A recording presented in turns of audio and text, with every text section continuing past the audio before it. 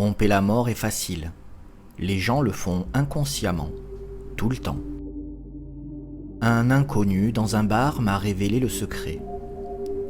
Exactement 1 semaine à partir de maintenant, marmonna-t-il. Tu es prévu pour rencontrer la mort, alors tu ferais mieux de changer ton apparence pour l'éviter. Voyant mon air perplexe, il continua. La mort, le vieux bougre, est comme un client de supermarché avec une liste d'achats. Quand il ne peut pas trouver un produit spécifique sur l'étagère, il prendra le produit le plus proche. Tu me comprends ? Je ne me souviens pas de l'apparence de l'étranger, et j'ai rejeté ces paroles comme les divagations d'un ivrogne.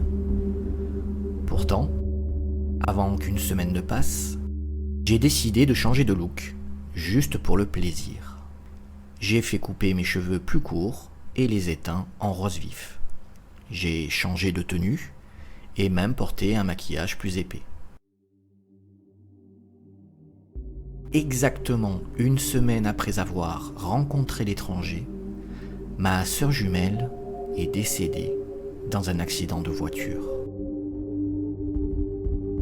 Quand c'est arrivé, j'étais dans le déni et je me suis dit que c'était simplement une coïncidence. Mais les paroles de l'étranger continuaient de me hanter. Après un certain temps, je me suis habillé différemment à nouveau et j'ai porté des lunettes et une perruque foncée pendant mes journées. Peu après, j'ai vu un flash d'information à propos d'une femme qui a été tuée dans un homicide. Une seule photo d'elle a été montrée. Elle avait une coupe au carré rose. La mort est persévérante.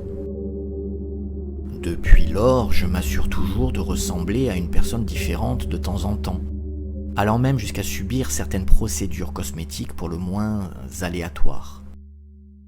Par destin ou autre chose, les nouvelles des décès de femmes qui ressemblaient à ce que j'étais avant chaque grand changement me parviennent toujours. Je me sentais coupable, mais je ne voulais pas mourir.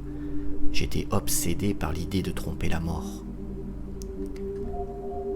Quand j'ai atteint la 60aine, je n'entendais plus parler des décès de femmes qui ressemblaient à moi.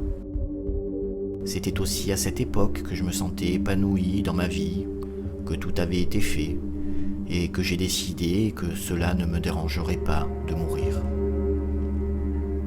J'ai arrêté de changer d'apparence, mais la mort ne venait jamais. Je suppose que la mort avait abandonné. Quand le client de supermarché ne trouve jamais le produit exact sur sa liste d'achat, après être revenu plusieurs fois, il suppose que sa production a été arrêtée et abandonne ses recherches. Ce n'était pas un problème pour moi jusqu'à ce que je devienne vieille et que mon corps me limite à rester allongé jusqu'à ce que les tissus d'un vieux lit de maison de retraite frottent contre mes plaies ouvertes. Quand mon cœur a cessé de battre et que mes poumons ont arrêté de respirer, j'espérais un soulagement. Mais j'ai été accueilli par un vide béant. Je ne pouvais voir, entendre ni ressentir rien. Laissé seul à mes pensées.